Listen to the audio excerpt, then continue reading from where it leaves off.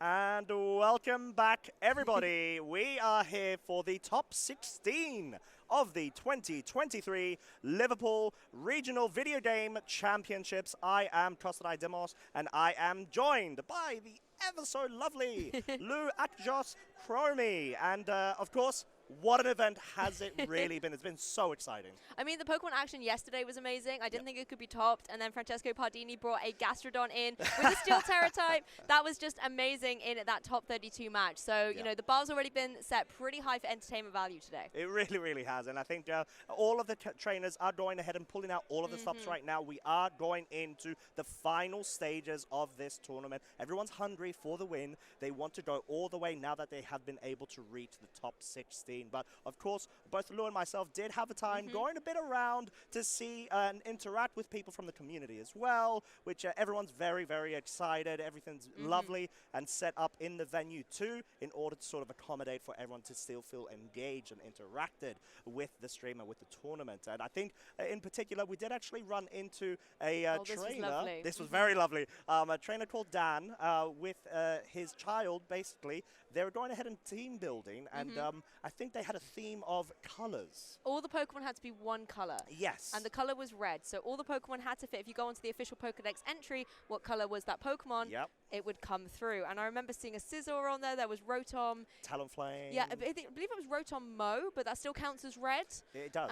There was a Crocodile, Talonflame, and it was just really cool to see that creativity and that kind of lovely community element coming through. Yeah. And we all rated the teams, and you know, I think it did pretty well for a team that was only based on color. I think it did, and you know, quite notably, I did see a special Talonflame, so special shout-outs to that Talonflame too. But of course, with that being said, then we are at the top 16, Lou. We are wanting to go ahead and check out what the brackets are looking like right now, see how they formed, and who has been able to progress from top 32. I mean, the first thing I notice here is there is no Eric Rios in this top 16. The previous Liverpool champion has been dethroned, and one of these remaining 16 players will be able to take that title going forward by the end of today. Yeah, exactly. I think we've had a couple of upsets, like you said, notably Eric Rios. I think a couple of the trainers that we did speak with as well. I think we had some couple of tough contenders. That yes, exactly. A few heartbreaks here.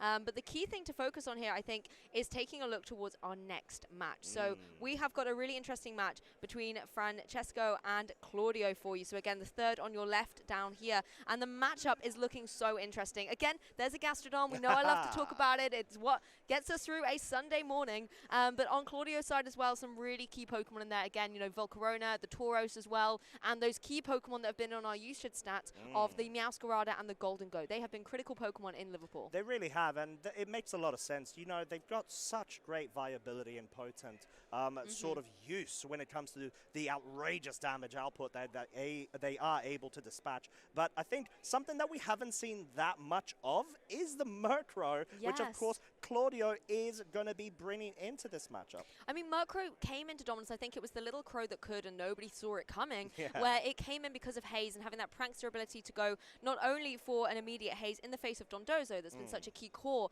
in Series 1, but also prankster Tailwind. You can get that speed advantage straight away on the field, and you throw an Eviolite on it because it's a Pokemon that can still evolve into Honchkrow, but we don't see any Honchkrow.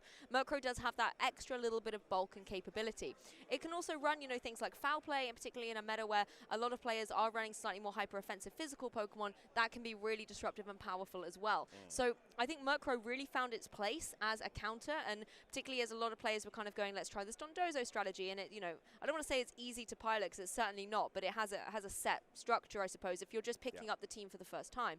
And Murkrow was just a really big thorn in the side to deal with. But then again, as metas do, when a Pokemon then emerges, there's always counters to it as well. We've seen a lot of Sylveon, we've seen a lot of, you know, Glamora coming into the fray as well, and those power gems can just take a flying bird out of the sky.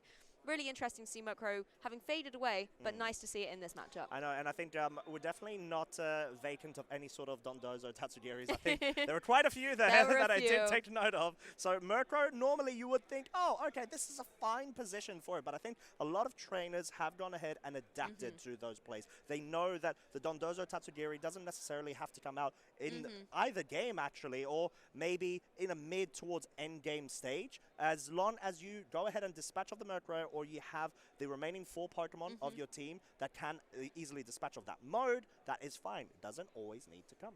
Exactly, and we've seen as well how viable Tatsugiri can be on its own as well. We saw the Sleep Talk variant yesterday as well, so you can be a little creative with it. We also saw a Choice Scarf Muddy Water one that took advantage of the Pelipper rain that had been set up by the opponent to just deal so much damage and get those accuracy drops as well. So Tatsugiri certainly is a Pokemon that can stand on its own little flippers, I suppose we should say. Yeah, sushi flippers. Yeah, just is kind of there. And then Dondozo as well can be viable with that Resto Chesto format as well. So even if it's not able to deal a really heavy KO, it can stay on the field and be disruptive, can go for those wave crashes, can then go for that recovery option. But the players are seated on the stage. It is top 16. The competition is getting closer and closer to crowning our champion. It really, really is. So you will know there is a lot of pressure on these trainers' shoulders going into this. Definitely wanting to go ahead and keep a very solid and calm mental state going into this. We already know, of course, there's so many different variables to take into consideration, that being, of course, open team sheets, the fact that a couple of these trainers have already been featured on stream at some point, or there is a bit more information to their play styles that you have to take into consideration, because even though it is open team sheets, people, trainers with how they actually play, it's still really good to know if, for example, they're more of an aggressive player, are they more of a defensive or passive? So any sort of bit of information about this can prove to be quite critical. Yeah, you don't just play the Pokemon, you also play the player, and in an open team sheet format where you have access to so much information, sometimes having that advantage of getting into your opponent's head will be what will be victorious for you. Taking a closer look here, we have got the Dragonite, Goldengo, the Volcarona, Murkrow, Tauros in its Aqua Breed form, and the Meowscarada. Now, Meowscarada, absolutely love to see this Pokemon on here. It's running that Focus Sash and Overgrow, so it's making sure that, you know, it's able to survive, get its ability activated to deal more damage, and go for those powerful critical hit flower tricks. Yeah, and I think Low Sweep is a really interesting move on Meowscarada. It's definitely there for those steel types that do really enjoy going ahead and actually changing, or for example, should I say, we've seen Dondozo, we've seen Hydreigon go ahead and actually use that Steel Terra type a lot. So Low Sweep can be good in sort of as a utility Pokemon, as move, apologies, as well as the fact that it's got that secondary effect as well, Lou, where it does drop the speed stat of that Pokemon by 1. Yeah, really love to see that. The other thing I really like on Claudio's team here is that Golden Go. It's running not only Nasty Plot, but Weakness Policy. Yes. So it's nice to be able to see that on the field. Switching over, however, to Francesco's team, there are a few Pokemon we've been familiar with seeing. You know, that Annihilate, I think, has been a key standout Pokemon in the Liverpool Regionals. You know, Rage Fist, Bulk Up, Drain Punch, really classic moves on it to be able to stay on the field, get its attack boosted up on that Rage Fist that's helped up by the beat up on that Mouse Hold as well. Yeah, exactly that. And I think Mousehold, Annihilate, pairing that we were pretty much bigging up and we knew is going to have a splash on this meta going into the tournament. And it's so crucial and tough to sort of handle, because in the situation, you need to opt for an answer for it, right? It has so much viability with the redirection, with the beat up, and you don't necessarily have to go for that straight away. You can just go ahead, and I think we did see a couple of our trainers yesterday start setting up Bulk Up. If, for example, going up against a passive setup or opposing side, let's say Trick Room, just go ahead and Bulk Up away, because in the end of the day, you're going to add to the longevity of that Pokemon, as well as bolster its damage output quite critically. Exactly. And again, got to talk about it, Costa. There's a Gastrodon on Francesco's team. It's going to be rocking that Citrus Berry and, you know, carrying some cool moves on here. Earth Power, Ice Beam, Chilling Water, and Recover. So it's able to have that longevity on the field, recovering things up. But notably, you know, not carrying a Protect. And we saw in the previous game how key Protect can be. So possibly Gastrodon just wants to be on the field, applying a lot of pressure with Earth Power into a lot of those Steel types, because Steel Terra has been so important defensively. And we saw an amazing Earth Power go into a Salamence that had Steel Terra earlier. Possibly that could be another recurrence here where Earth Power can connect on Steel Terras and get those critical knockouts. Yeah, exactly that. So there is a lot to take into consideration right here. So understandably, the trainers are going to really have to pick out the necessary lead that they think will be able to profit them the best sort of result. But I would expect quite a bit of defensive plays going on here. You do have a couple of really nice type synergies going on. For example, on Francesco's side, you've got a Moongus, Arcanine. They do tend tend to really like changing things up, as well as the Gastrodon. Fire, water, grass. Yeah, that classic core that we see time and time again. But out of the blocks here, it's going to be the Maushold and the Hydreigon on the opposing side, the Dragonite and the Murkrow. So Claudio bringing that Murkrow straight out here. Bringing the Murkrow. Quite honestly, it does make a bit of sense. You are going to be able to get some Tailwind. However, Francesco does have a lot of offensive presence on their side of the field. You know, having the Population Bomb as an option on the Maushold does mean that essentially you could go ahead and deal a lot of damage. But however, I don't think there is a Population Bomb. Apologies. No. I think it's just got Baby Doll Eyes, Follow Me, Beat Up, and Protect. Again, this is why Maushold can be so flexible depending on how you want to run it, and this is clearly a supportive role. There is Terrestrialization happening left, right, and center in top 16. The Dragonite is going to go for the Flying Terror type, and we saw the Steel Terror on that Hydreigon on Francesco's side. Baby Doll Eyes is going to come out from that Maushold, targeting down into Dragonite, dropping its attack, so it's not going to be able to hit as formidably. But the haze from Murkrow being like, hey, Dragonite, I got your back. I can remove that reduced attack stat for you as Hydreigon goes for this Focus Energy. So wanting to get its critical hit ratio up, ready to deal out some devastating attacks. As Dragonite just goes for that Terra Blast, it is obviously going to become Flying type, and it's going to connect down onto that Maushold. A lot of things to process in this turn one, my lord. Terra Blast picking up the critical hit KO onto the Maushold, absolutely dispatching of those little mice. Yeah, the mice are out for the count, and now Francesco is going to have to bring a Gastrodon in from the back to try and apply a little bit of pressure. It may be the wrong form of Gastrodon, but, you know, we're not going to judge here. Gastrodon is still able to apply a lot of pressure. You know, that Dragonite has gone into its Flying type, and the Gastrodon on Francesco's side does have access to Ice Beam, so it's still going to be able to deal a significant chunk of damage. Dragonite as well in this one is inner focus. It is not multi-scale, so it's not going to have that added bonus of, you know, a little bit more bulk when it's at full HP, so an Ice Beam is certainly going to hurt. Yeah, most definitely will. I think that was a quite genius play coming out from there. You've got Murkrow having the lower speed as opposed to the Maushold, and the priority bracket being the exact same does quite nicely paint that picture there, as we are going to be seeing, however, Tailwind and Terra Blast from that Dragonite, dealing so much damage, Lou, once again onto the Gastrodon, just surviving on 36 hit points, whilst it is going to go ahead, get some recovery back from the Citrus Berry. However, we've got Hydreigon going for the Draco Meteor, absolutely close to that KO, but not quite enough. However, Gastrodon just recovering even more HP. Gastrodon's still here. I mean, Dragonite, the power of Choice Band is evident here, doing a huge chunk of damage with that Terra Blast into Gastrodon. In return, however, the Hydreigon was able to go for that Draco Meteor, and the nice thing about critical hits is you don't have to worry about the stat drops that you get from these Draco Meteors. If you're able to connect another one, get that critical hit, you're still going to be dealing a lot of damage. And I think Murkrow being a prime target here, there's not a lot it can do. It really is there to go for the haze. It's there to go for the Tailwind. It's done that. Time to get a little bit more action on the field on Claudio's side. So Volcarona going to join, but Dragonite, very speedy thanks to the Tailwind that Murkrow set up last time, is able to go for a Dragonite, go for a Terra Blast into the opposing Hydreigon.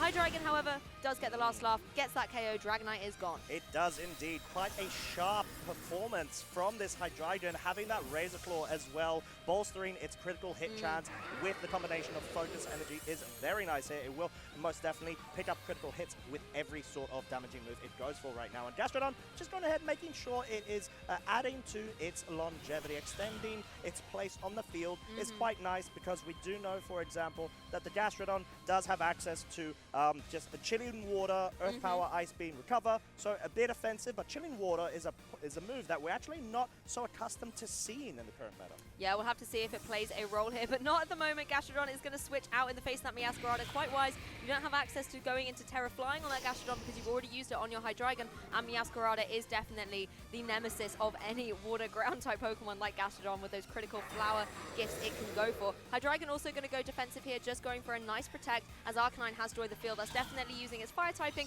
Going to be a much better Pokemon to take this flower trick. You can see it doesn't do too much damage despite the critical hit that will always follow it. Yeah, not a lot of damage at all, whilst Volcarona was trying to target down that Hydreigon to pick up the KO with the Overheat. Not quite successful there. However, the Volcarona does have access to Rage Powder, Overheat, Tailwind, and Struggle Bug, so no Protect there as well, Lou. Yeah, Hydreigon actually wanting to get in on out of here. You know, it's already gone for his Protect, doesn't want to risk going for a double, and Gastrodon is able to rejoin the field. This does mean, obviously, those critical hits are going to be reset as Volcarona goes for the Rage Powder. So trying to draw in all of those attacks, protect the Meowscarada from any potential Fire-type move coming out from the Arcanine. Meowscarada able to go for that Flower Trick and does connect on that Gastrodon by Gastrodon. Just 4 times super effective against you. You are out of here. Yeah, absolute KO there. Not much chance for Gastrodon. Of course, it is times 4 weak to grass. As we are going to be seeing Bulldoze come out from the Arcanine right now, it will be hitting both the Meowscarada, Volcarona, as well as dropping the speeds by 1 stage. Coincidentally, with that Tailwind now expiring over on Claudio's side, which was previously set up by that Murkrow. Beautiful play by Francesco here. Like you've already mentioned, the Tailwind's expired, but critically, the Meowscarada's Focus Sash has now also been broken, leaving it a little bit more vulnerable. So I'm not surprised to see Claudio retreat it. Wouldn't be surprised to see Murkrow come back in, which is exactly what Claudio has done here, because if it can get in safely, then it's going to be able to set up another one of those Tailwinds. Hydreigon free to go for the Draco Meteor, though.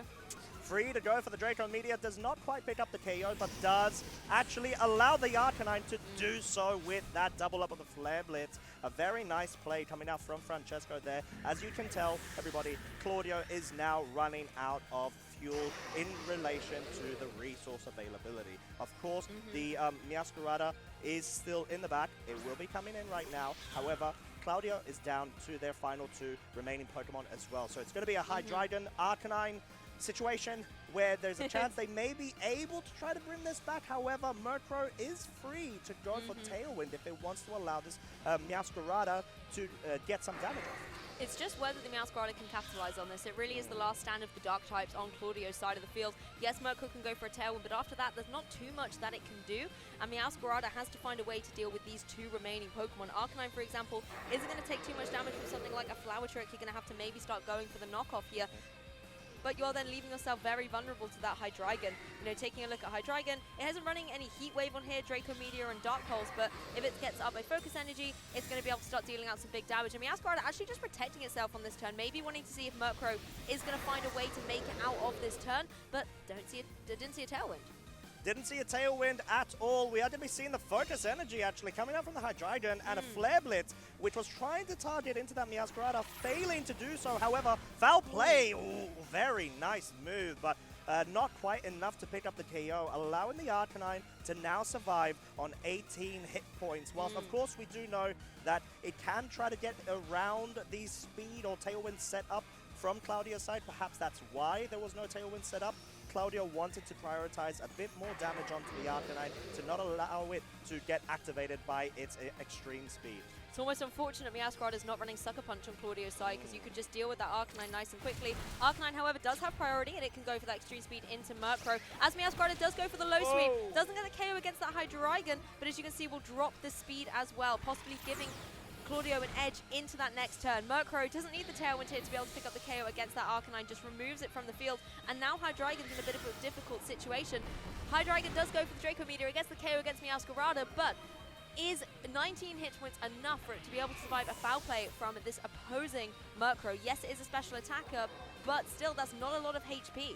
No, it really isn't, and I think at this point we didn't see, no, it's not going to be able to at all. There's no point even trying to build it up. Hydreigon is down, Claudio is up with that Game 1 win. Amazing Murkrow having the comeback here for Claudio, taking Game 1 in top 16. And amazing to see it come in so strong. I have to really credit those opening turns where the Dragonite had its attack stop dropped and Murkrow just went, I'm going to haze it away, you're still ready to do your thing. And that critical hit with the Terra Blast was an amazing start out of the blocks there for Claudio. Yeah. Of course, Francesco played really well as well, you know, making those adaptations and really pushing through, making sure that Pokemon like the Hydreigon were in prime position to try and take out that game. I think what was really unfortunate was the Mouse Hold going down so early. Mouse Hold had access obviously to Friend Guard ability that would have been really helpful to possibly allow Hydreigon or the partner Pokemon to survive some more of those attacks, so that towards the end game there was a little bit more bulk to play with. But that's the one issue that you have with Mouse Hold as well. That, you know, if you're not running it necessarily the most bulky or a critical hit comes your way, there's not a lot you can do. Yeah, it's quite unfortunate because I think in that situation, if that Mouse Hold did have access to, for example, Population Bomb, it would be in a prime position to actually go ahead and cause a bit of disruption over on that Dragonite side, at least get a bit of damage, because essentially it just stayed there and unfortunately it was just rendered useless in that scenario. It just got knocked out straight away. Yes, I did really like the Arcanine on Francesco's side, particularly as it's running that Assault Vest. You know, not something we often see. We sometimes see maybe Arcanine picking an item that will be a little bit more offensive or giving it a berry for that longevity. But Arcanine actually just being able to go straight on the offensive here. We saw Flare Blitz unfortunately not connect in places where it needed to. And the Bulldoze, I think, was really critical, you know, breaking the Focus Sash on that Meowscarada and rendering its speed drop by one stage.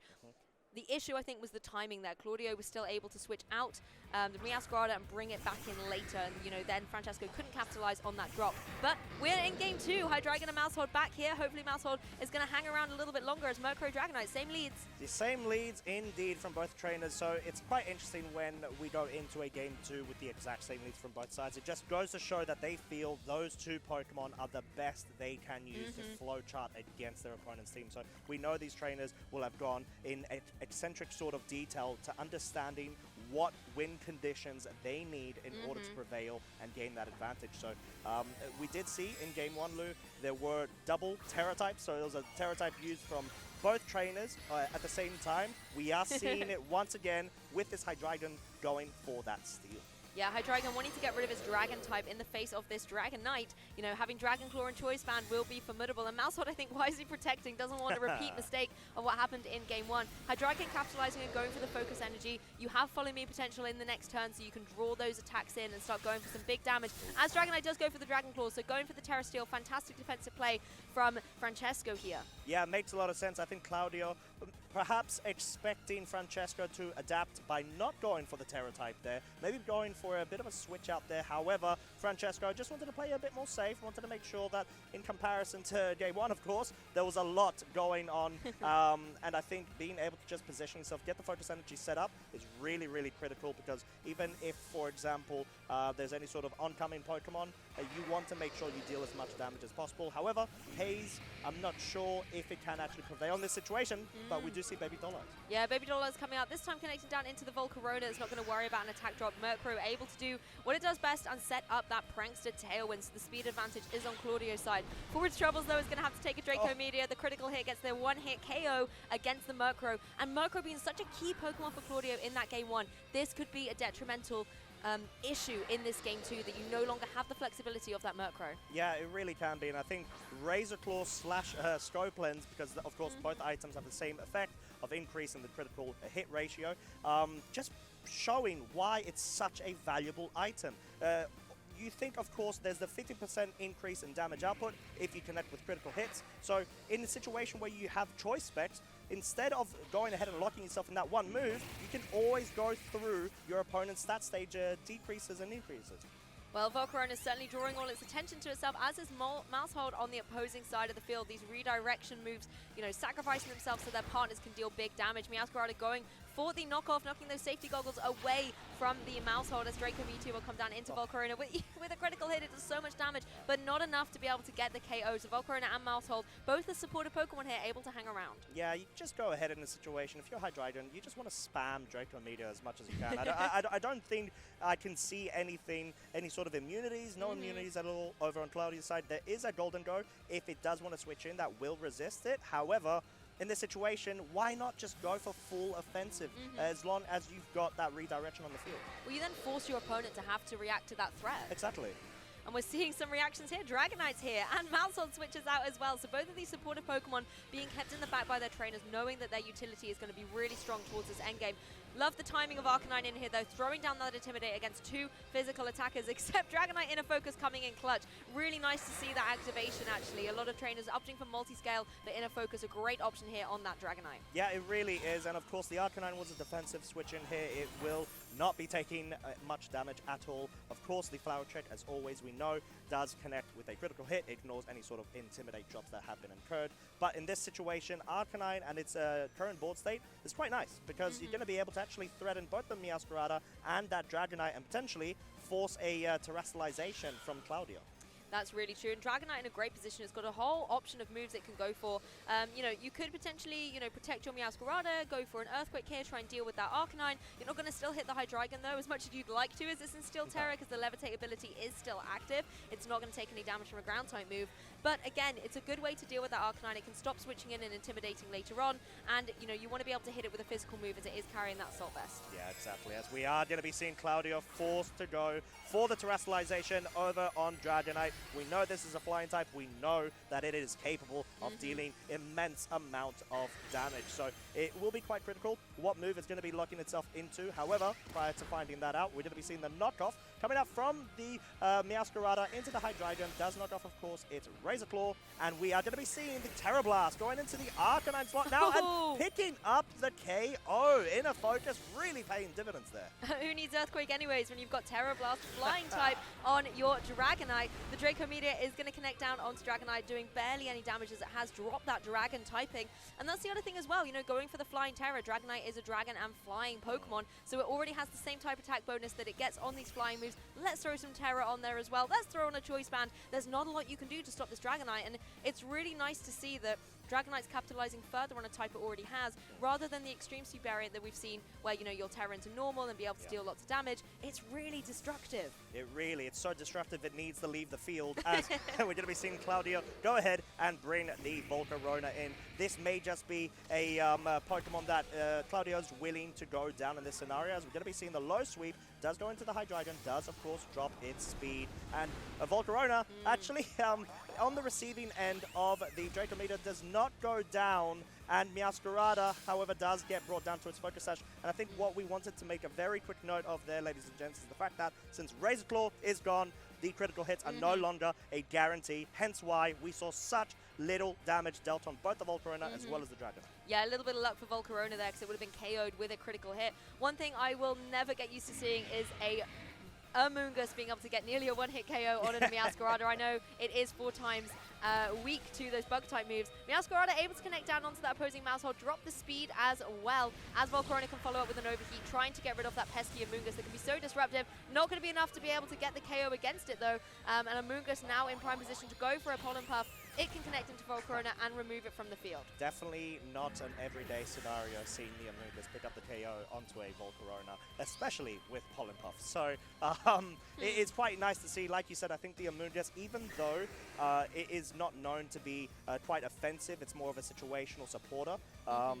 When it is put in the correct board state, it will put in a lot of work, because it just goes ahead and deals the damage that it necessarily needs to. Times 4 weak to Bud, of course, is that Meowscarada with the Grass and Dark type. So it makes a lot of sense. However, I think Francesco can try to go and sort of reserve the Amoonguss, because it may be key later on.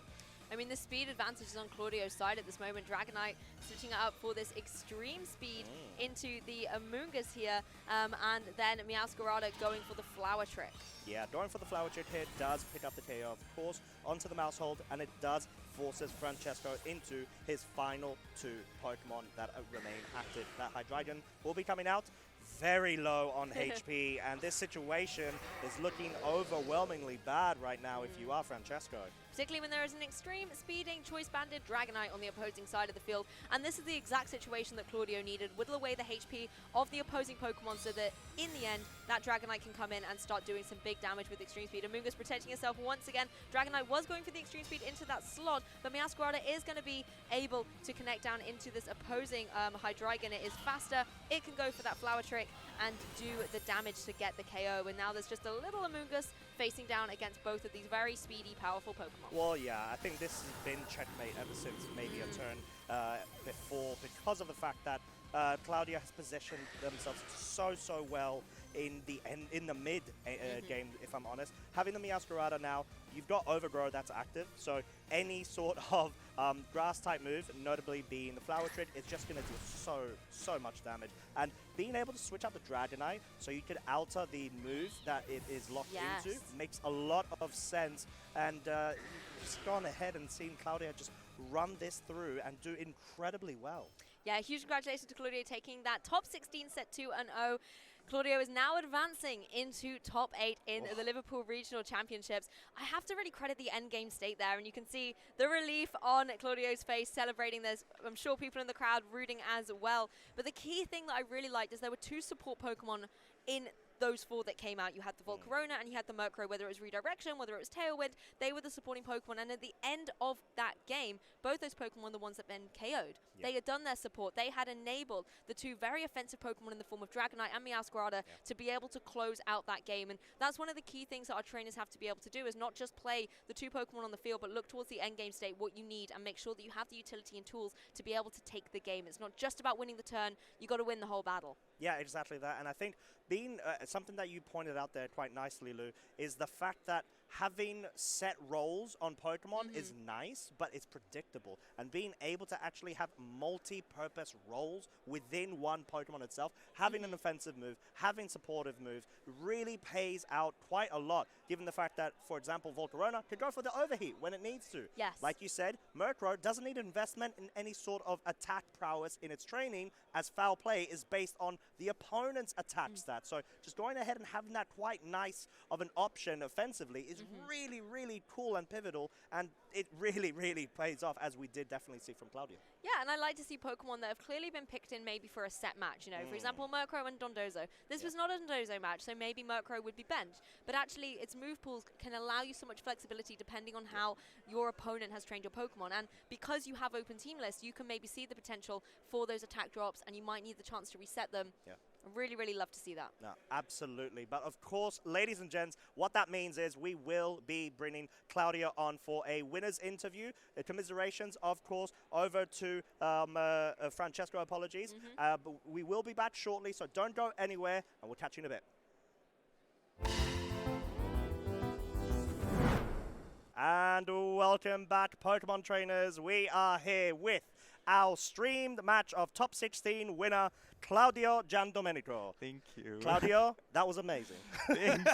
that was really, really good. That was a pretty difficult matchup because I faced it in Swiss and it was one of my 2 losses. And he really shut down my Dragonite with Baby Doll Eyes. And then I realized that Baby Doll Eyes is actually a priority move, and I didn't really know that. And then my marker is obviously slower than Mousel because Mousel's quite fast. And so in game 1, I realized I can just haze and get rid of it, which I got a crit, but it didn't matter because it doesn't matter. That was a beautiful play. No, don't worry about that. We're thinking, oh my lord, he actually considered the situation of the speed tiering within the same priority bracket. Yeah, and that then was I got a crit anyway, so it didn't matter. Well, yeah. No, but yeah, I think generally speaking, you looked pretty confident with how you're trying to handle it, at least. You made some very solid plays, a bit more safe, and you really utilized your support Pokemon in an offensive way as well. I think that Murkrow, we saw foul play really paying dividends. Yeah, Volcarona as well is really good. Honestly, double Tailwind was something that I wasn't sure about. But then it really paid off during Swiss and during this match as well. Yeah. And I think game 2 was really interesting because I was very much losing at the start. And then I just kind of went for the gamble of knocking off Razor Claw, which means the Draco Meteor drops actually become meaningful if they don't get the coin flip, which is the 50% crit rate. So that was very interesting because I was like, all right, if he crits me, I'm gonna get KO'd, and Dragonite is like my only win con there. So I was very happy to not get crit. Well, I mean, yeah, I don't blame you. but I think having that sort of foresight for the necessary win condition to avoid that overwhelming amount of damage output that the Hydreigon was dealing was really, really cool to see, because like you said, all of a sudden from 100% having the Razor Claw and the focus energy up does mean it's 100% accurate for critical hits. Just bring it down to 50. Coin toss. That's it. It was great to see, and it makes a lot of sense. But we saw the Terra Blast Choice Banded Dragonite. Please, let's talk about that. That is so strong. There is very little thing that can take it at neutral. Like, the only thing I can think of is like Amoonguss if it tears into something. But everything else gets KO'd if it doesn't get a resist. And as you saw in game 1, Terra Blast still did 50% to a Steel Hydreigon, which is insane. So that's really like the start of my team. I have a lot of like supportive moves, even on like Masquerada, for example. You saw low sweep, which is just for speed control for Dragonite, because Dragonite isn't the fastest Pokemon, but after a speed drop, it can outspeed just about anything. So it's really good. So you definitely prefer that over, let's say, low kick that we've seen, which is based off of weight of the Pokemon, of the opposing Pokemon, that's taken into consideration of the calculation. Yeah, I think how I go in when it comes to team building is I put 3 moves on a Pokemon, and I just count how many times I click them. And when it comes to like low kick and sucker punch on Masquerada, I realized that I didn't really use them that much. And even when I did use them, I'm like, I didn't really need them. Like, there's a lot of times where you put a move on a Pokemon and then realize that it's more of a win more move. Like, it doesn't win you games. It just secures them. You actually just check the average of like usage, right? Like, what are you more prone to actually use and need in that situation? Yeah. And it was really useful, especially because during Swiss I faced a lot of rain teams, and the main win con for rain against my team is Terrasteel Salamence, because honestly all like Terrasteel Dragons are really threatening for my team, and so by doing low sweep plus Terrasteel Blast, it KOs because it's Dragonite.